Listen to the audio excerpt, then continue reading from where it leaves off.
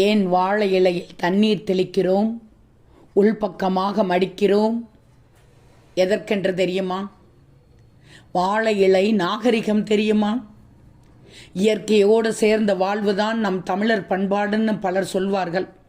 ஒரு வகையில் உண்மைதான். நம்மளை சுற்றி இருக்கிற பசுமைகள் இன்னும் பசுமையாக நிலைத்திருக்கிற மாதிரி தான் நாம் வாழ்கிறோம்.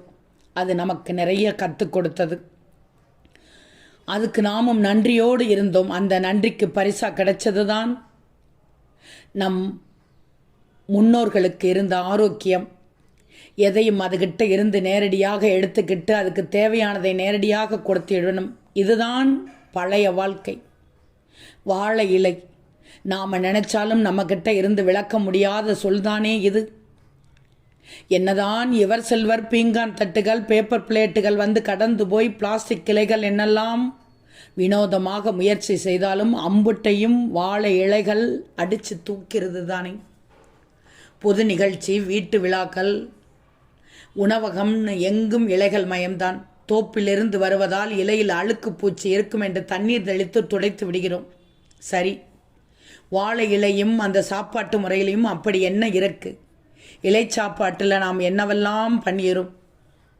சைவமோ அசைவமோ எதுவாக இருந்தாலும் இலை போட்டு சாப்பிட்டால் அது எப்பேற்பட்ட செரிமான கோளாற்றையும் சரி பண்ணிவிடும். அகண்ட பக்கம் வலது கைக்கு வசதி. சோறு வகையெல்லாம் இங்குதான் வைக்கணும். இலையோட மேல் பக்கம் தொடுகரின் இடப்பக்கம். அப்பளம் முதலில் இலையை எப்படி போடுவது? குறுகின பக்கம் இடது கைக்கு வரணும்.